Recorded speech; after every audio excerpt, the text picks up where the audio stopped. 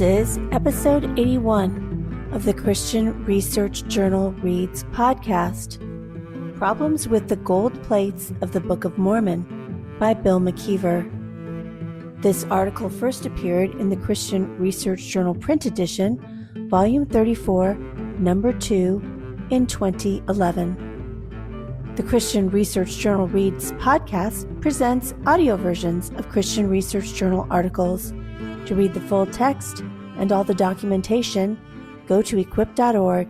That's EQUIP.org. Problems with the Gold Plates of the Book of Mormon. This article is by Bill McKeever and is read by Catherine Glaze. Joseph Smith Jr., the founder of the Church of Jesus Christ of Latter-day Saints, LDS or Mormons, claimed that after both God the Father and Jesus Christ visited him in 1820, an angel named Moroni, an ancient Nephi warrior, visited him in the fall of 1823. Smith was told by Moroni how he had buried gold plates 14 centuries earlier not far from the Smith farm near Palmyra, New York. The angel said that they contained a record of ancient inhabitants and the source from whence they sprang. Smith claimed he was prohibited from retrieving the gold record for another 4 years. The story of the gold plates is an absolutely essential part of the Mormon narrative, for in the eyes of many Latter-day Saints, the coming forth of this record and its subsequent translation into the Book of Mormon legitimizes their belief that Smith was indeed a prophet sent by God to restore the true Christian faith lost long ago due to a great apostasy. The story of the gold plates cannot be underestimated, for without them there can be no Book of Mormon.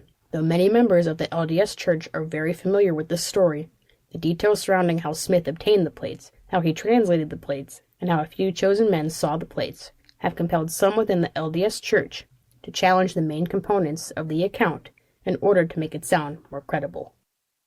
Do you believe Joseph Smith had gold plates? Hundreds of members of the Church of Jesus Christ of Latter-day Saints heading towards the grassy area below the majestic Monte Temple hear my question.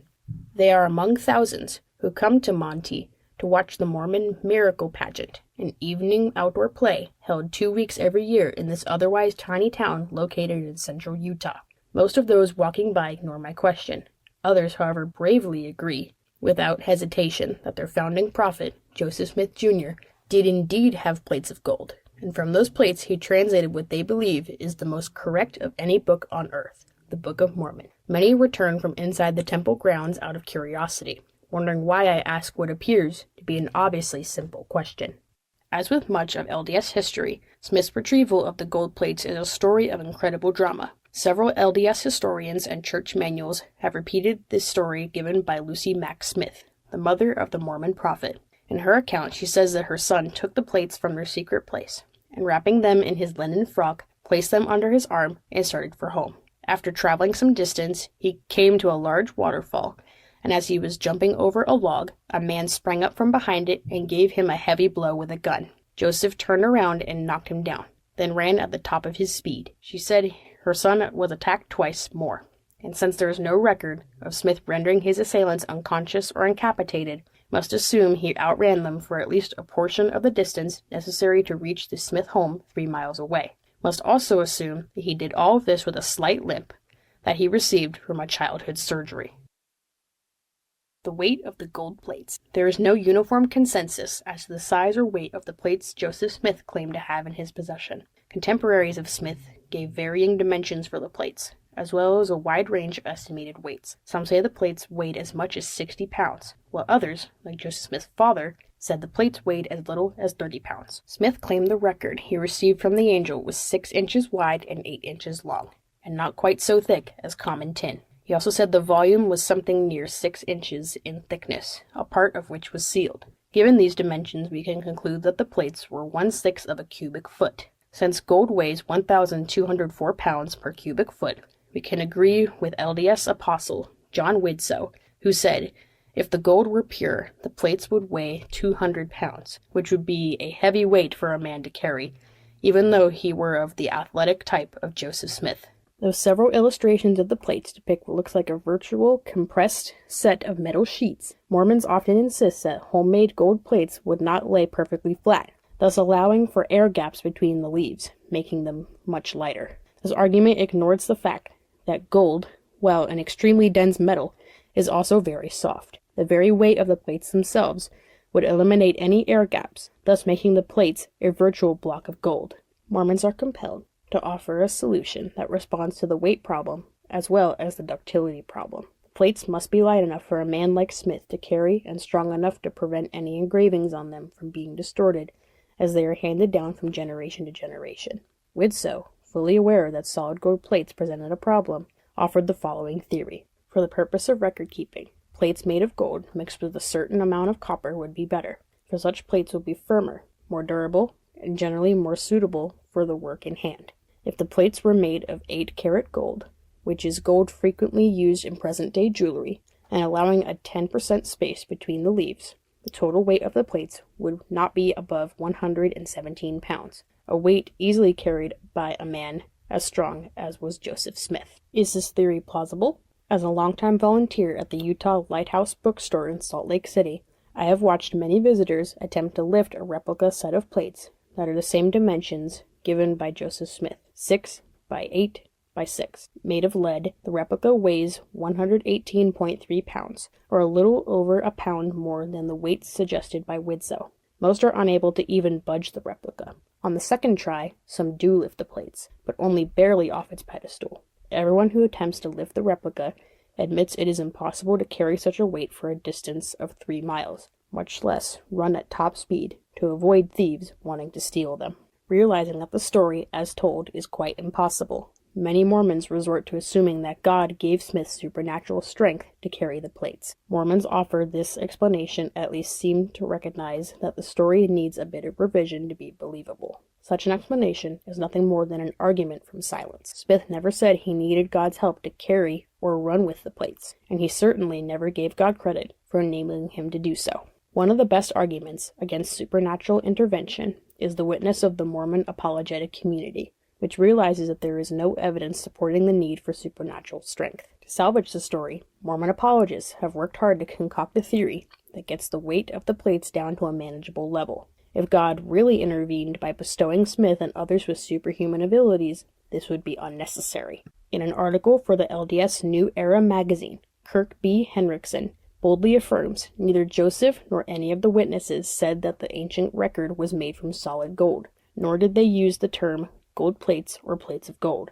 Henriksen's assertion is not entirely correct. In 1989, 13th President Gordon B. Hinckley cited the words of Book of Mormon witness Oliver Cowdery, who said, "I beheld with my eyes and handled with my hands the gold plates from which it was translated." In an interview that appeared in the Saints Herald, David Whitmer, another one of the 3 witnesses, stated that the plates were made of pure gold. In 1829, Lucy Mack Smith wrote a letter to Mary Smith Pierce, explaining how God showed Joseph where he could dig to obtain an ancient record engraven upon plates made of pure gold, and this he is able to translate. How did Lucy arrive at this conclusion? Is it possible she learned from her son? In 1999, the LDS Church News printed an editorial titled Hands-On Opportunity that stated how Joseph Smith was entrusted with plates of solid gold. The LDS leaders often continue to use the phrases gold plates or plates of gold. Some Mormons, including Henriksen, interpret this to be a reference to the color of the plates rather than the content. Many who espouse this theory also believe that the plates were probably made of an alloy. There are at least 2 reasons why they must draw this conclusion. First, plates made of solid gold would be too heavy for any man to carry. The second reason involves the soft composition of gold. Mormon apologist John Welch notes that pure gold would be too soft to make useful plates, though I tend to agree with Welch that plates of pure gold would be too fragile to be useful. The fact remains that Mosiah 8:9 in the Book of Mormon speaks of 24 jaredite plates, which are filled with engravings, and they are of pure gold. The translation of these plates allegedly make up the present-day Book of Ether, found near the end of the Book of Mormon. The Tambaga Theory. Recognizing that plates of pure gold are not feasible, many Mormon apologists have turned to an LDS metallurgist named Reed Putnam, who has proffered the theory that the plates were made of a lighter Central American alloy called Tambaga.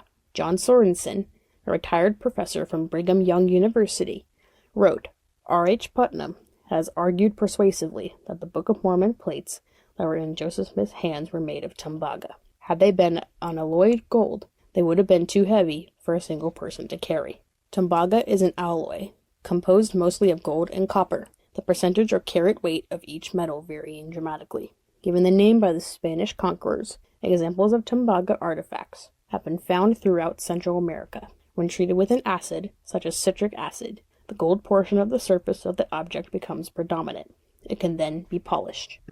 It makes sense that Mormons who argue for Tambaga plates also insist that the Book of Mormon lands were in Central America. However, this limited geography theory is in and of itself a controversy within Mormon circles. While many BYU professors are proponents of the limited geography theory, there is a growing number of members who insist that the Book of Mormon lands were located in the northeastern United States, where Tambaga is not found. Putnam refused to accept the idea that Smith needed supernatural strength to carry the plates. In an article published in the LDS magazine Improvement Era, he wrote, "The plates were not so heavy that a man could not carry them.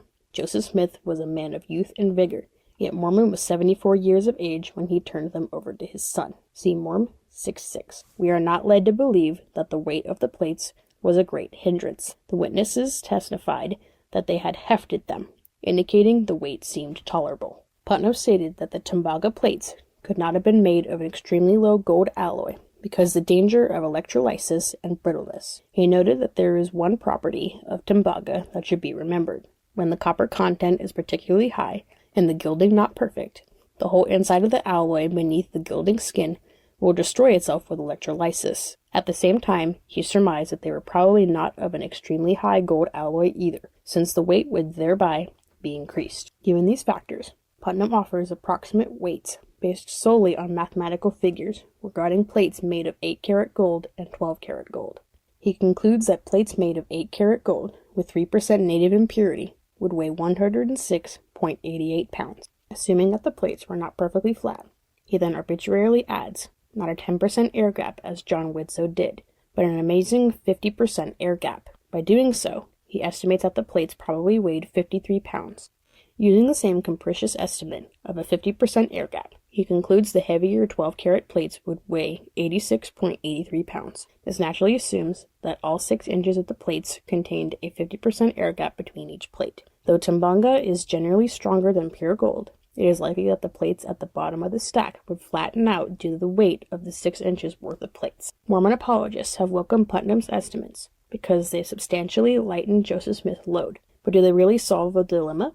Though carrying 50 pounds under his arm is definitely more believable than carrying gold plates weighing as much as 200 pounds, this still is an incredibly difficult task. It is like carrying an equivalent of a bag of ready-mixed concrete or 3 8x8x8 concrete blocks under one's arm. In 2009, the LDS Church showcased a temporary display at the Church History Museum in Salt Lake City that allowed visitors to feel how heavy Joseph Smith's gold plates were. Fastened to a handle that enabled a person to lift them without potential injury, visitors were told the plates they were lifting were 50 pounds, or similar to the weight suggested by Putnam. Besides the fact that visitors were only lifting them a few inches and not carrying them for a distance of 3 miles, the demonstration had a major flaw. The display only included about 43 plates of an unknown metal.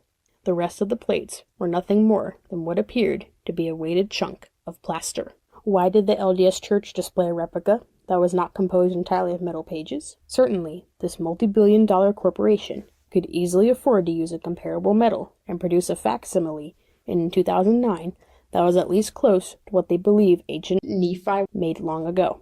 Instead, visitors were provided a replica that conformed merely to an arbitrary weight, suggesting that the church may have been unable to produce an all-metal replica light enough to lift. Translating the plates. While many paintings and drawings depict Joseph Smith looking directly at the plates during the translation process, Smith himself said that the Lord provided 2 stones and silver bows, that he called the Urim and Thummim. Fastened to a breastplate, they resembled large spectacles that enabled Smith to translate the plates into English. I can't recall any church publication depicting Smith wearing such a device. Eyewitnesses of the translation say Smith actually used a small egg-shaped stone, called a seer stone, to translate the plates. In her testimony, Smith's widow Emma described what she saw as she worked as her husband's scribe. "I frequently wrote day after day, often sitting at the table close by him, he sitting with his face buried in his hat, with the stone in it, and dictating hour after hour with nothing between us." In 1993, Mormon apostle Russell M. Nelson recounted the testimony of David Whitmer, who concurred with Emma's description.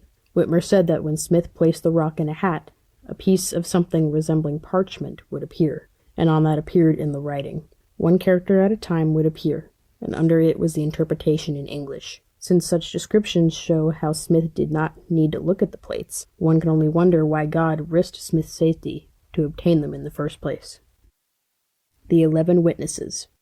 For many Mormons, the incredible weight of the plates, as well as how they were translated, is irrelevant when compared to the testimony of 11 witnesses who say they actually saw the plates. This too, however, became a suspicious part of Mormon history when we would decipher what they meant by seeing. Mormon historian Marvin Hill concedes that the evidence is extremely contradictory in this area, but there is a possibility that the 3 witnesses saw the plates in vision only. In a revelation recorded in Doctrine and Covenants 17:2, Oliver Cowdery, David Whitmer, and Martin Harris were told that it was by faith they would obtain a view of the plates. This event did not take place in the room where Smith had allegedly been translating the plates, but out in the woods. It was after retiring to the woods that Smith and the 3 men tried to obtain, by fervent and humble prayer, the fulfillment of that revelation. One might ask why they needed prayer to see a tangible physical object. When praying did not result in a manifestation of divine favor, Martin Harris excused himself, thinking he was the hindrance. Once he left, the remaining 3 men prayed again, and an angel stood before them holding the plates. Smith then went to find Harris, who was a considerable distance away. The 2 men prayed, and the same vision was opened to their view. 8 more men insisted they too saw the plates, but again the evidence suggests that they saw them with spiritual eyes or in vision. A sudden death proposition. According to Mormon apostle Jeffrey Holland, everything of saving significance in the church stands or falls on the truthfulness of the Book of Mormon, and by implication the prophet Joseph Smith's account on how it came forth is as sobering as it is true. It is a sudden death proposition. Either the Book of Mormon is what the prophet Joseph said it is, or this church and its founder are false, a deception from the first instance onward. Though such a comment may bolster the faith of many Latter-day Saints, the evidence suggests that the story of Smith recovering the gold plates, revered by many faithful Latter-day Saints, is nothing but a fabrication of Smith's fertile mind. Looking at the big picture, it seems clear that Smith never had an ancient record of historical people who once inhabited the American continent. Without the golden plates, the Book of Mormon is relegated to nothing more than a 19th century fictional novel. Thank you for listening to another episode from the Christian Research Journal Reads podcast, which provides audio articles of Christian Research Journal articles. If you go to equip.org, you will find a brand new article for the Christian Research Journal published weekly. In addition, please subscribe to our other podcasts. Wherever you find your favorite podcasts, you will find the Christian Research Journal Reads podcast, the Postmodern Realities podcast, which features interviews with Christian Research Journal authors, our flagship podcast, the Bible Answer Man broadcast, and the Hank Unplugged podcast, where CRI President Hank Hanegraaff takes you out of the studio and into his study to engage in in-depth, free-flowing, essential Christian conversations on critical issues with some of the most interesting and informative people on the planet. At equip.org, you will also find a lot of resources to equip you, including many thousands of Christian Research Journal articles. That's equip.org.